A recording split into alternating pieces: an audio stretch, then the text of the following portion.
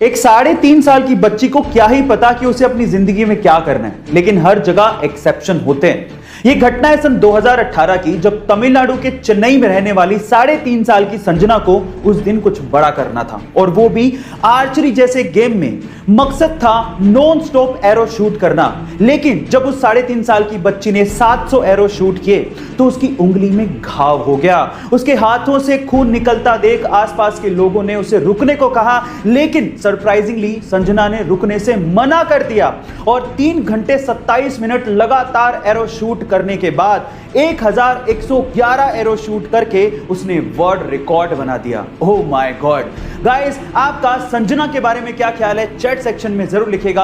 और ऐसे amazing videos. दुनिया के बहुत से देश तरक्की के चक्कर में यह भी भूल गए कि इस धरती पर सिर्फ इंसान नहीं रहते, इंसानों के अलावा और जीव भी रहते हैं, लेकिन सारे देश एक जैसे नहीं होते। जैसे कि सिंगापुर ने जरूर जंगलों के रास्ते सड़कें बनाई, लेकिन उन सड़कों पर ब्रिजेस भी बनाए ताकि जानवर आसानी से सड़कों को पार कर सकें। इसी तरह से ब्राजील में स्पेशली कुत्तों के लिए एक पूरा गांव बसा दिया गया।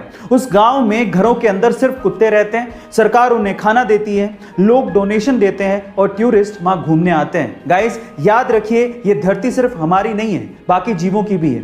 ऐसे अमेजिंग वीडियोस के लिए एक दुबला पतला सा लड़का अपने देश की सेवा करने के लिए फौज में भर्ती होना चाहता था और उसके लिए वो ट्रेनिंग भी ले रहा था।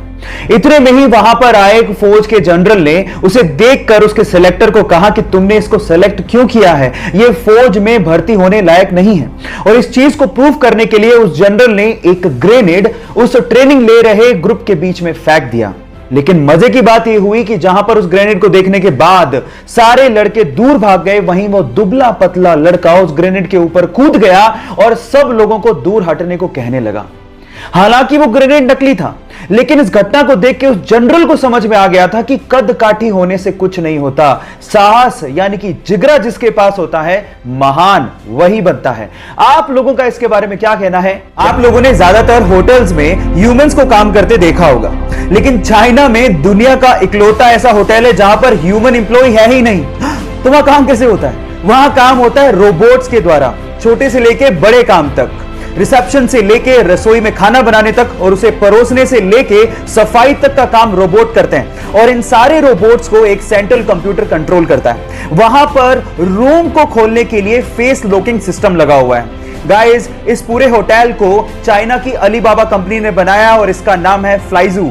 ऐसी टेक्नोलॉजी, ओह माय गॉड, मैंने तो पहले कभी नहीं देखी।